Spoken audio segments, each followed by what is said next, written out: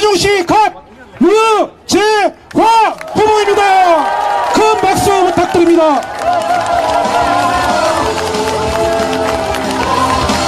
류재화! 류재화! 류재화!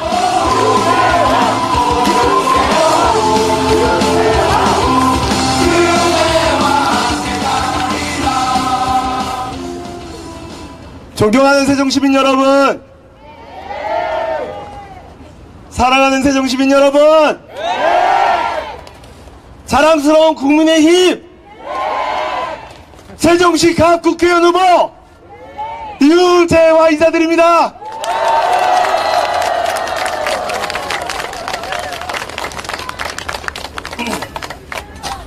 시민 여러분, 선거철이 되니까 듣기 싫은 소리가 또 우리 시민들의 눈과 귀를 가리고 있습니다. 죽겠죠? 탄핵이니 심판이니 정치인들이 여의도 문법 안에 가로잡혀 우리 시민들의 현실과 아무런 상관없는 자기들만의 정치 노름에 빠져 있습니다.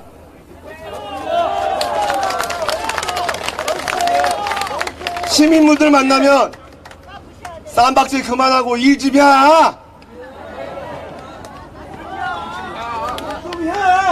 저는 우리 시민들 눈높이에 턱없이 못 미쳤던 세종시 정치권의 판을 갈아엎으러 이번 총선에 나왔습니다.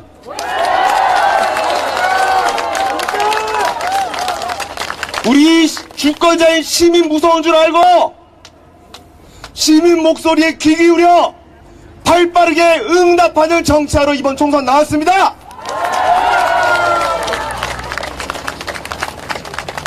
존경하고 사랑하는 시민 여러분, 저 류재화 일하게 해주십시오.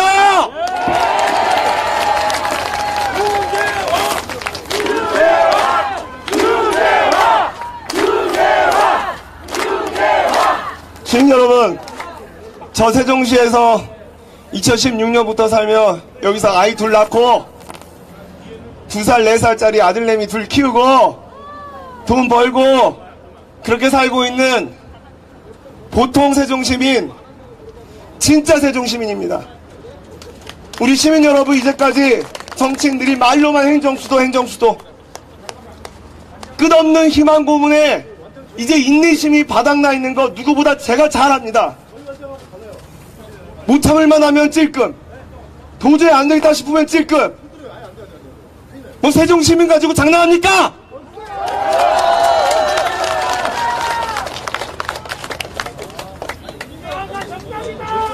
저는 시민들의 마음을 잘 알고 시민들의 눈높이가 뭔지 잘 알기 때문에 시민들께서 원하시는 일을 하겠습니다. 그뿐만이 아닙니다. 저 나이는 만 40 젊은 나이지만 대통령직 인수위, 세종시장직 인수위, 국민의힘 세종시당위원장 다 했습니다. 지난 2년간 세종시 의제의 중심에는 저 류재화가 있었습니다. 집권 여당이 밀어주는 젊은 정치인 저 류재화가 힘있게 시민들께서 원하시는 일을 지금 하겠습니다. 이번 총선은 대한민국과 세종시가 정체된 상태 그대로 머물 것이냐, 아니면 변화를 통해 미래로 나아갈 것이냐를 선택하는 선거입니다. 저는 시민 여러분의 편에 서겠습니다. 시민 여러분과 함께 미래로 나아가겠습니다, 여러분!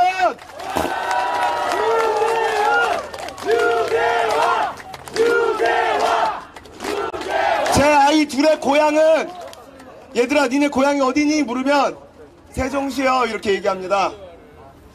지금 여기 계신 분들은 저마다 고향이 세종시는 아닐 거예요. 그 이름이 세종시에 없었을 때 태어나셨을 겁니다. 하지만 우리 지금 아이들은 고향이 세종시입니다. 우리 아이들이 미래를 꽃 피워갈 세종시를 대한민국에서 가장 살기 좋은 도시로 시민 여러분과 함께 만들어 가겠습니다. 감사합니다.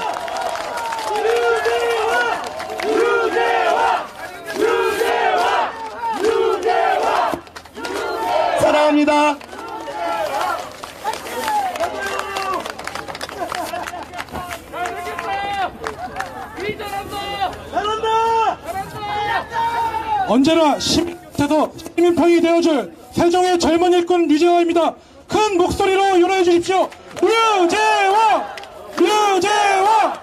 류재화! 류재화! 류재화! 다음은 세종시 의뢰 활력을 불어넣어 경제중심 도시 만들어갈 능력 있는 후보 전 세종시 경제부시장 출신의 이준배 후보입니다. 뜨거운 박수 부탁드립니다.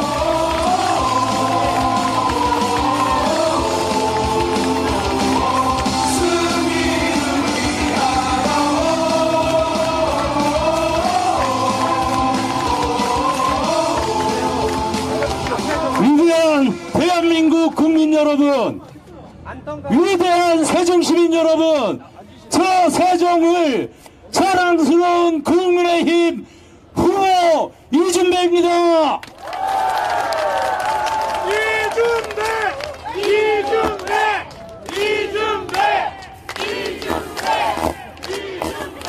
존경하는 세종시민 여러분, 저희 국민의힘 절실합니다. 지금 우리가 무슨 일을 어떻게 하느냐에 따라서 대한민국의 미래가, 세종시의 미래가 달라지는 것입니다. 여러분, 4월 10일 여러분들 투표하실 거지요? 여러분들 4월 10일 국민의힘 지지하실 거죠? 여러분들이 주시는 그 힘이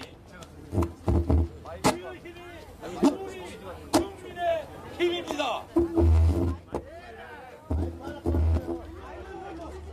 우리 세종시는 여러분들이 헌신과 희생으로 만든 그런 세종시입니다.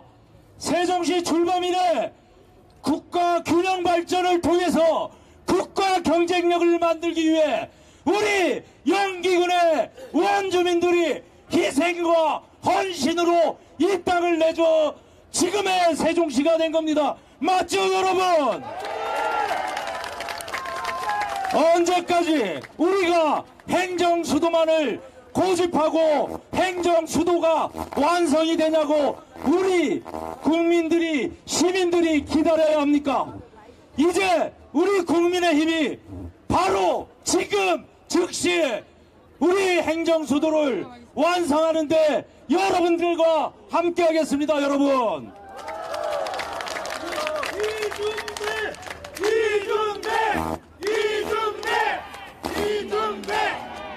여러분, 윤석열이 좋으냐 이재명이 싫으냐는 그러한 선거가 아닙니다.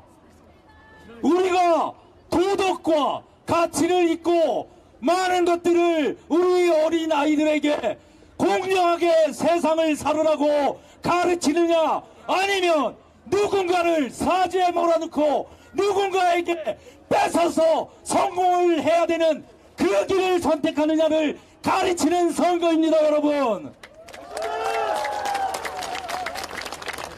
세종시는 여러분 대한민국의 중심으로 만들겠다고 약속을 하고 지금까지 그들은 단 한 번도 그 약속을 지키지 않았습니다.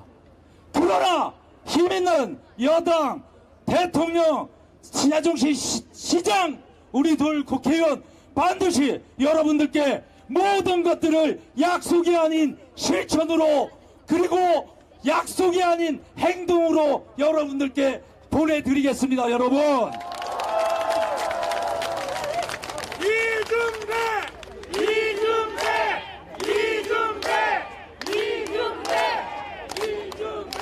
민주당을 지지하시는 분들께 말씀드리겠습니다.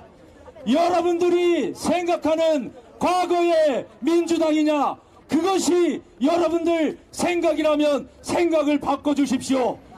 지금은 민주당이 존재하지 않습니다. 그들은 여전히 여러분들의 행복과 여러분들의 많은 것들을, 미래를 희생삼아 그들의 배를 불리고 그들의 자식을 위해서 그렇게 지금도 여러분들을 이용하기 위해서 호시탐탐 그러고 있는 자들입니다. 그들을 뽑으셔야 되겠습니까, 여러분? 그렇습니다. 이제 우리는 강도를 집안에 들일 일을 서슴없이 그런 일들에 우리가 현혹돼서는 절대 안 됩니다. 이제 국회를 방탄으로 그저 본인들의 범죄를 덮으려고 과거의 소두처럼 만들려고 하는 자들을 이번 4월 10일 위대하신 대한민국 국민과 위대하신 세종시민 여러분께서 꼭 단벌해 주십시오, 여러분. 이준배!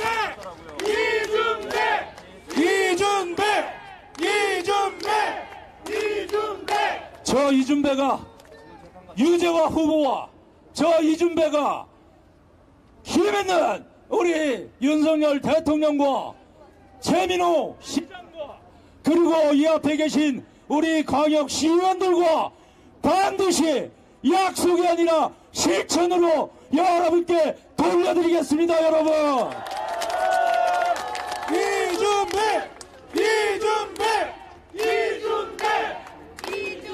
이제 독립전쟁하는 마음으로 이제 나서야 합니다. 시민들께서 나서주셔야 합니다. 저희가 그 앞장에 서겠습니다.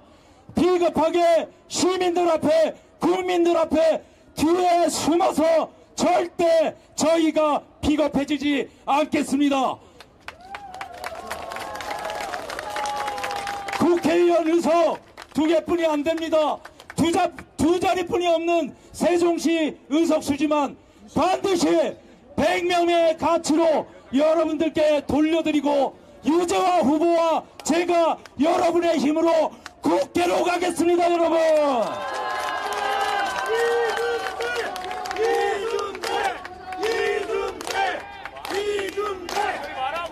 저는 약속했습니다. 실천이 약속이고 반드시 말이 아닌 행동으로 여러분들을 앞에 앞장서서 떳떳하게 세종시민의 한 사람으로서 우리 세종시를 행정중심 복합도시를 뛰어넘어 경제중심 건설도시로 제가 자족도시로 반드시 만들겠습니다, 여러분.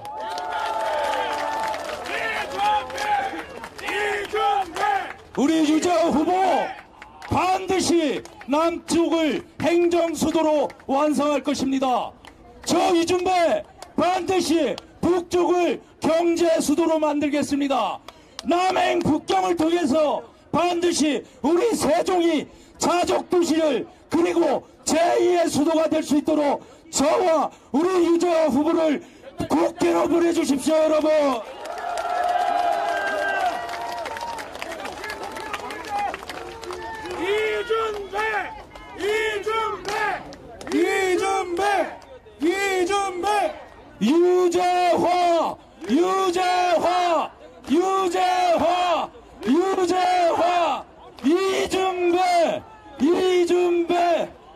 이준배 여러분 고맙습니다.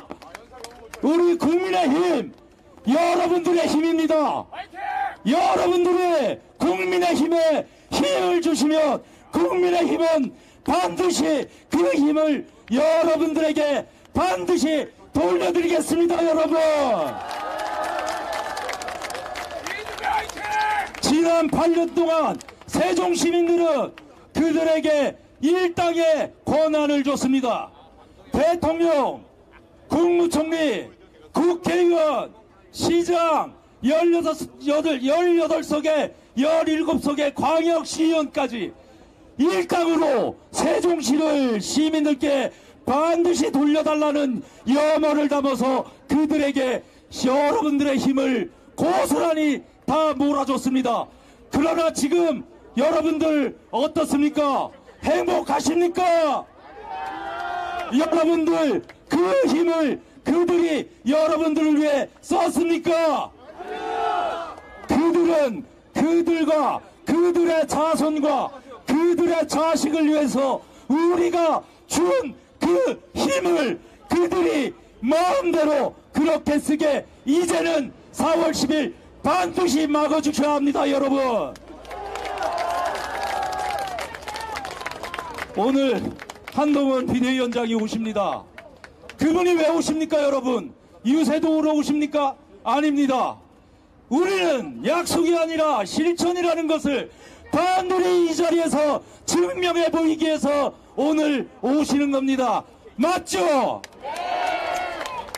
완전한 행정 수도를 만들기 위해서 완전한 국회의사당을 완전하게 여기 계신 시민들에게 돌려드리겠다는 약속이 아닌 실천으로 증명해 보여주기 위해서 이 자리에 그 사람은 오실 겁니다. 맞죠? 여러분, 오늘 이곳 세종에서 국무회의가 있었습니다. 대통령이 오셨습니다. 대통령께서 반드시 대통령 제2직무실을 세종에다가 반드시 만들겠다는 약속의 말씀을 생중계로 국민들께 약속했습니다, 여러분. 국회와 그리고 대통령 직무실을 세종에 옮긴다는 의미는 이제는 행정수도의 명문화를 넘어서 세종이 대한민국의 중심으로서 행정과 정치와 경제로서 다시 한번 제2의 수도가 되는 것입니다. 오늘 그걸 여러분은 이곳에서 반드시 확인하게 될 겁니다. 여러분, 감사합니다.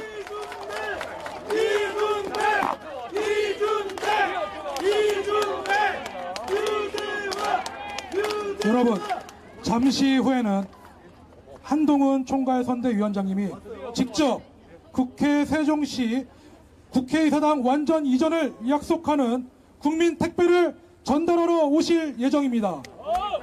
한동훈 위원장님이 오시면 큰 함성과 박수로 맞이해 주시고 응원해 주시기 바랍니다.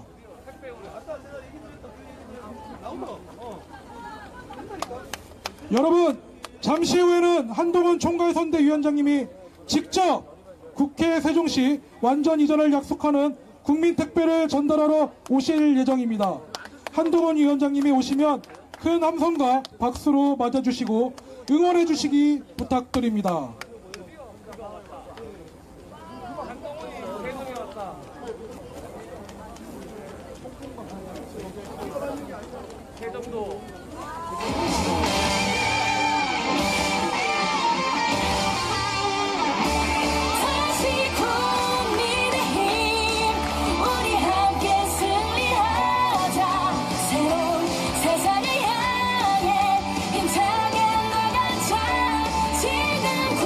잠시 후에는 한동훈 총괄선대위원장님이 직접 국회 세종시 완전 이전을 약속하는 국민 택배를 전달하러 오실 예정입니다. 큰 박수와 함성 부탁드립니다. 한동훈! 한동훈! 한동훈! 한동훈! 한동훈! 세상에 부딪혀 다 이겨내리라. 절대 포기는 한동훈! 한동훈!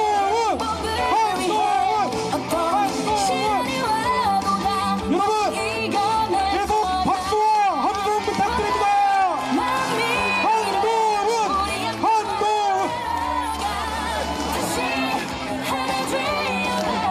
여러분, 한동훈 총괄선대위원장님이 세종시민 여러분들께 드릴 국민 택배를 전달하기 위해 도착하였습니다. 한동훈 총괄선대위원장님을 큰 박수로 맞아주시기 바랍니다. 자, 한동훈 위원장님께서 한동훈 위원장 한동훈 위원장께서 세종의 청년들에게 국민 택배를 전달하겠습니다. 전달해 주시기 바랍니다. 이 자리에서 오픈하겠습니다. 오픈해 주십시오.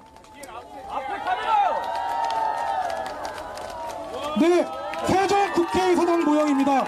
여러분, 큰 환호와 박수 부탁드립니다. 국회의사당 완전 이전 한동훈 위원장님과 국민의힘의 약속입니다. 여러분, 국민의힘은 지금 합니다. 국민의힘은 약속을 지킵니다. 세종시민 여러분, 반드시 국민의힘이 완성하겠습니다. 기호 2번 국민의힘을 선택해 주십시오. 일할 기회를 주십시오. 여러분, 유재화입니다. 이준배입니다. 네, 이어서 국민의힘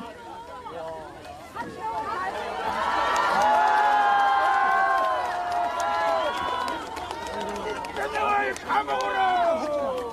전국을 감옥으로!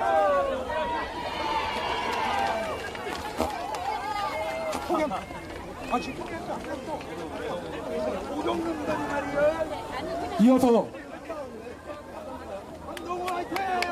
이어서 한동훈 국민의힘 총괄선대위원장님의 연설이 있겠습니다. 연설까지는 아니고요. 여러분, 세종 반갑습니다.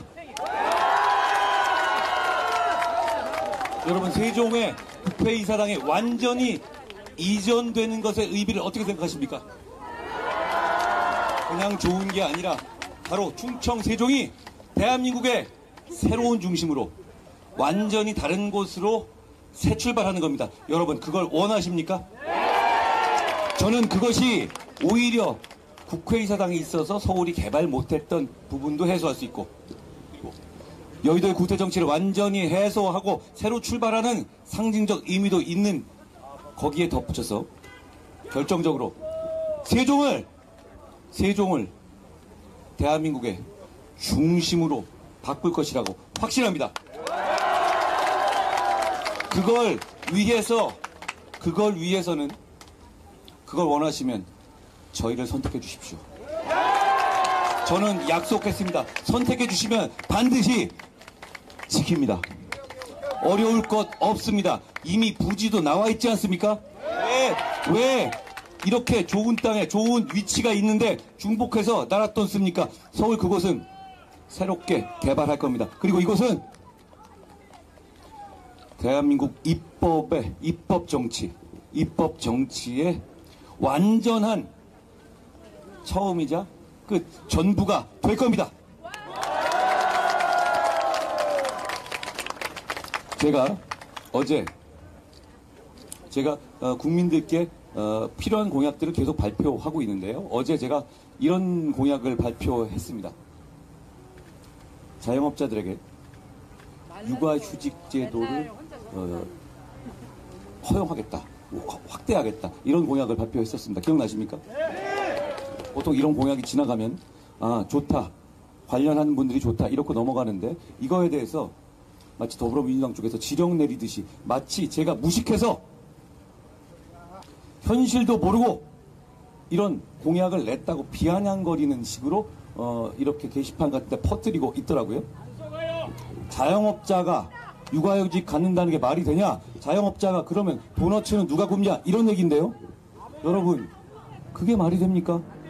자영업자들은 육아휴직을 가지면 안 된다는 겁니까? 우리나라에 자영업자가 얼마나 많은데요. 자영업자가 출산을 포기하면 대한민국이 미래가 있습니까? 오히려 그동안에 안 된 것이 문제 아닌 겁니까? 그런데 전 오히려 고맙게 생각합니다. 이걸 가지고 저를 대단히 비아냥거리던데, 오늘 우리 한번 생각해 봅시다. 여러분, 육아휴직 제도를 다 지나가서 별로 관심 없으신 분들도 계실 겁니다. 그리고 젊으신 분들은 아직 자기 일이 아닐 겁니다. 육아휴직이 왜 필요합니까? 아이를 낳는 것은 경력의 단절을 가져옵니다. 그러니까 경력이 실제로 단절되는 것에 대한 두려움 때문에 우리는 머뭇거릴 수밖에 없습니다. 충분히 그걸 이해하고, 그런 문제 때문에 육아휴직 제도가 있는 겁니다. 그런데 휴직만 허용하면 뭐합니까? 그동안에 뭐 먹고 삽니까? 그럼 그동안에 정상적인 급여가 없어야 합니까? 그럼 그게 무슨 휴직입니까? 육아휴직 제도는 육아휴직 급여를 전제로 하는 겁니다. 지금 현재 150만 원을 상한으로 해서 직장인들에게는 육아휴직 시에 육아휴직 급여가 지급되고 있죠. 먼저 이것 하나 말씀드립니다. 저희가 이미 발표한 공약은 그 150만 원을 210만 원까지로 늘리겠다는 겁니다. 그 이유는 이겁니다. 이건 제가 직접 관여한 것인데, 210의 의미는 현재 대한민국의 최저임금을 말하는 겁니다. 저희는 육아휴직에서 육아휴직 급여가 나가는 것이 그냥 시혜를 주는 게 아니라 근로의 연장으로, 커리어의 연장으로 생각될 수 있어야 하는 거라는 차원에서 210까지 최저임금선까지 육아휴직 급여를 높이겠다고 한 겁니다. 역시 이 공약도 저희가 다시 한번 다짐하고 여러분께 말씀드립니다. 좋은 공약 아닙니까? 그거에 더 나아가서 민주당 분들이 저를 비아냥대리고 저를 조롱했던 자영업자한테 무슨 육아휴직이냐? 그게 무슨 무식한 소리입니까? 그럼 자영업자가 몇인데요? 그러면 직장인들만 육아휴직하고 그러면 자영업자들은 자손을 보지 말아야 됩니까? 말이 되는 소리입니까? 그렇지만 지금은 어떻게 되느냐? 자영업자들은 육아휴직을 할 수도 있죠. 자영업자들 자기가 그 기간 동안에 일 안 하면 되잖아요. 그런데 그동안 뭐 먹고 삽니까? 육아휴직 급여가 인정돼야 하는 겁니다. 똑같은 노동이고 근로 아닙니까? 현재 그렇기 때문에 고용보험에 의해서 그게 지급되게 되어 있습니다. 육아휴직 급여가. 그것도 자영업자에게 확대하겠다는 것이 제가 어제 말씀드린 약속입니다.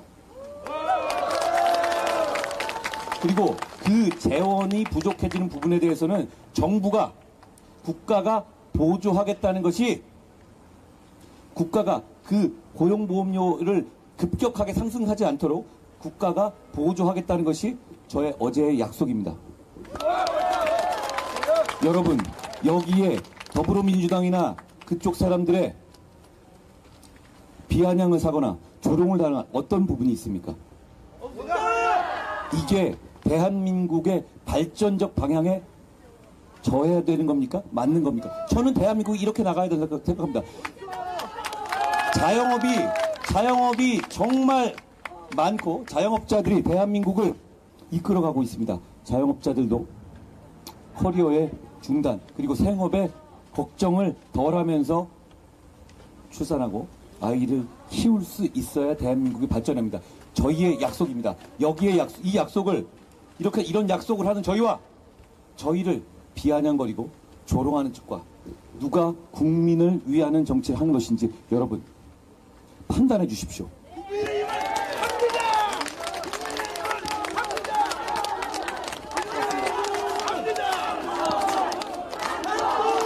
여러분, 문재인 전 대통령이 총선에 전면으로 나섰습니다. 선거 며칠 앞두고요.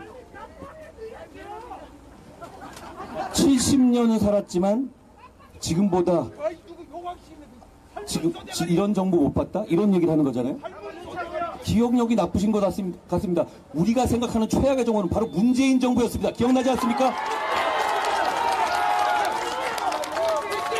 여러분, 원전 생태계를 완전히 무너뜨렸던 거 기억나십니까? 저희가 그걸 복원시켰죠. 원전 생태계가 무너지고 원전 없는 나라로 돌아가고 싶으십니까? 전기값이 오르는 나라로 돌아가고 싶으십니까? 문재인 정부로 돌아가고 싶으세요?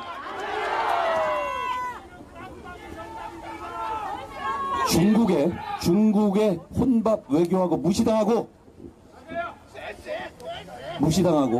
한미일 공조를 완전히 무너뜨렸습니다.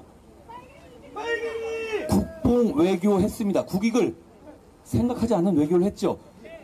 그렇게 완전히 무너진 외교의 근본을 우리 정부가 2년 동안에 민주당의 방해에도 불구하고 한미일 공조를 복원했습니다.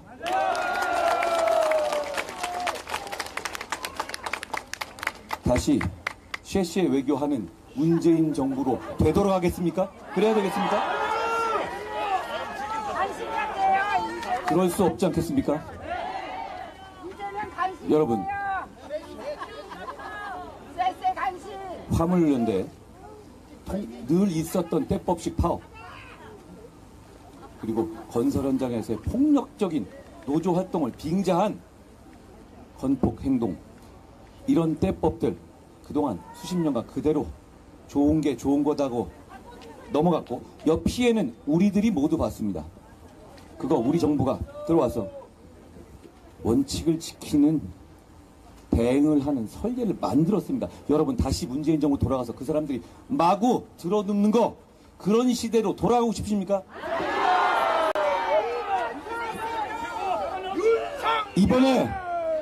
이번에 범죄혐의 주렁주렁 달린 이재명 대표나 조국 대표가 권력을 잡게 되면 이거 다 그때로 돌아가고 더 나빠질 겁니다. 그거 허용하실 겁니까? 저는 문재인 대통령께 잘 나오셨다고 생각합니다. 그걸 우리가 잊어버리고 있었던 최악의 정부, 그 시절, 문재인 정부의 시절을 여러분께 기억할 수 있게 해주신 겁니다.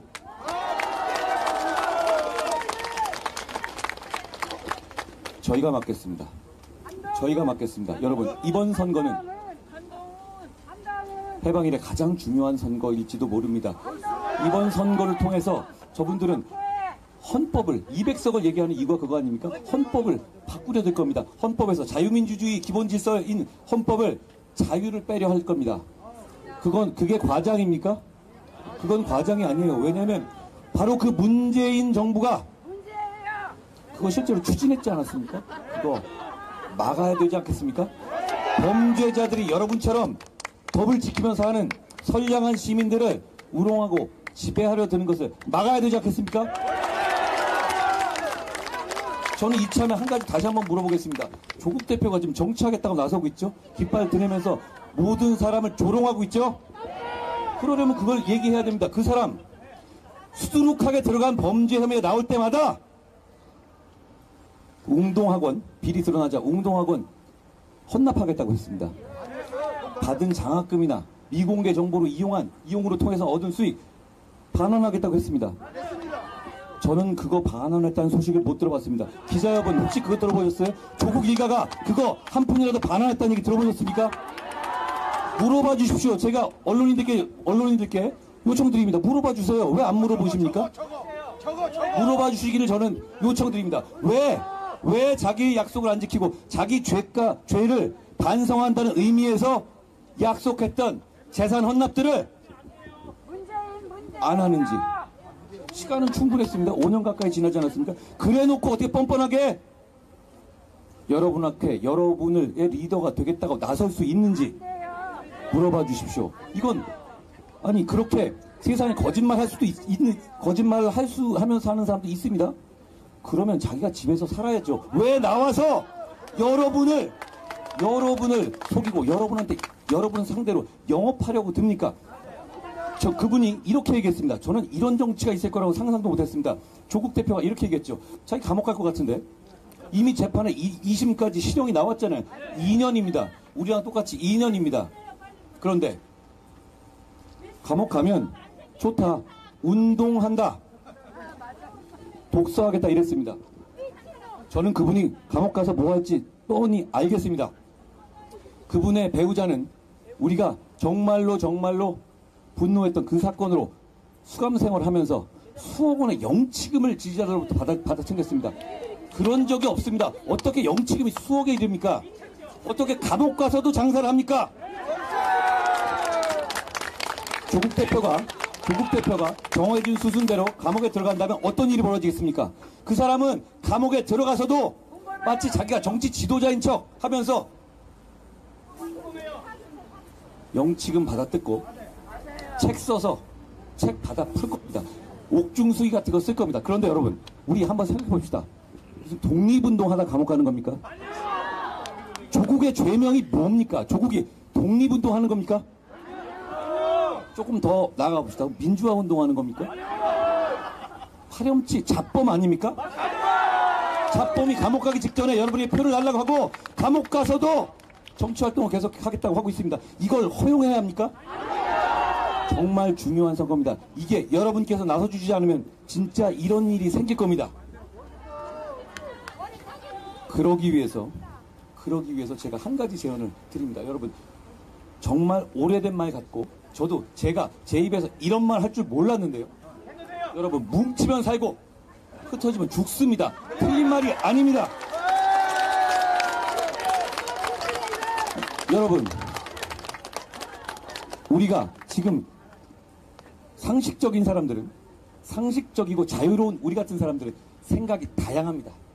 그리고 저는 자유주의 정당을 이끄는 사람으로서 다양한 많은 사람들과 같이 하고 싶습니다. 그런데 저렇게 상식을 벗어나는 초현실적인 범죄자들과 맞설 때는 범죄자들과 맞서서 공동체를 지켜야 하는 상황에서는 생각이 다른 모든 상식적인 사람들이 힘을 모아야만 합니다.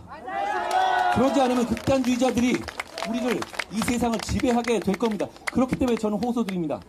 약간의 생각 차이가 있을 수 있습니다. 부족한 점이 있을 수 있습니다. 부족한 점은 다 제가 안고 제가 책임지겠습니다. 그러니 모두 힘을 모아주십시오. 뭉칩시다. 뭉쳐야 합니다. 뭉치면 삽니다. 그런데 흩어지면 죽는데요. 흩어지면 누가 죽습니까? 대한민국이 죽습니다. 대한민국이 죽는 걸 막자는 호소를 드립니다. 여러분, 뭉치면 사는 것에 그치지 않고 우리가 이깁니다. 나라가, 역사가 발전할 겁니다.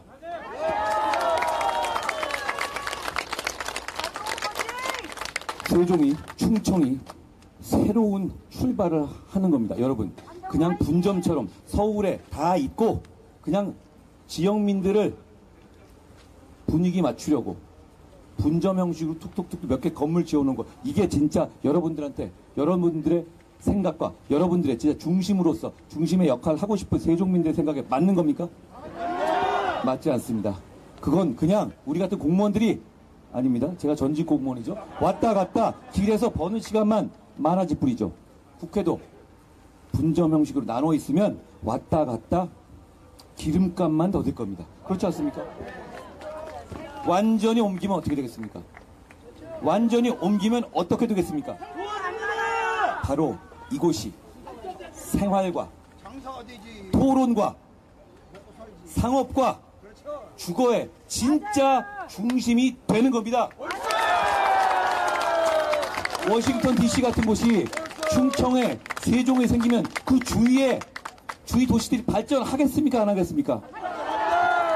나라의 중대사를 결정하는 사람들이 다 여기 내려와서 상주하게 되면 더 중요한 일, 더 많은 산업적인 발전이 당연히 이곳으로 집중되지 않겠습니까? 저는 그게 여기서 출발하는 중부권을 강하게 하는 지역 균등 발전의 출발이라고 생각합니다. 그걸 해내기 위해서, 그걸 더불어민주당이 권력을 잡으면 해낼 것 같습니까? 우리가 그걸 하겠다고 했을 때 지금까지 우리가 뭐 하는 모든 것들을 방해했던 더불어민주당의 모습을 생각해 보십시오. 지금까지 모습을 생각해 보세요. 그러면 우리가 이거 옮긴다고 했을 때 순순히 협조할 것 같습니까? 전혀 그렇지 않습니다. 여러분, 저희를 선택해 주셔야 세종의 완전한 국회의사당이 이전됩니다. 저는 정치 시작한 지 100일도 안 됐습니다. 저는 약속을 지킬 겁니다. 여러분, 저희를 선택해 주십시오. 그러면 저희가 이준배가, 이재화가 직접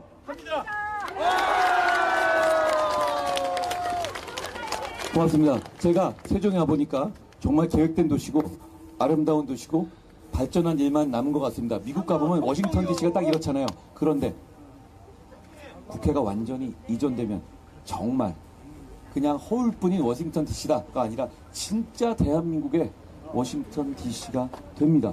과장 같습니까? 국회의원들이 다 여기 있는데요.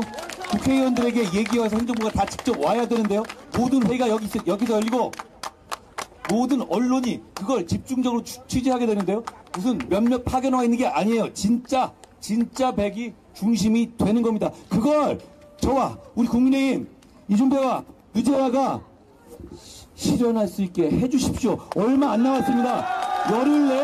단 열흘 내에 그게 진짜 결정됩니다. 그걸로 인해서 나올 수 있는 세종의 발전, 충청의 발전을 상상해봐 주십시오. 상상만 해도 가슴 뛰는 일 아닙니까? 그게 실현됩니다. 여러분, 1년 뒤, 2년 뒤, 3년 뒤 얘기가 아니에요. 단 열흘 안에 결판 납니다. 게다가 그 상대는 범죄자들입니다. 여러분, 이것보다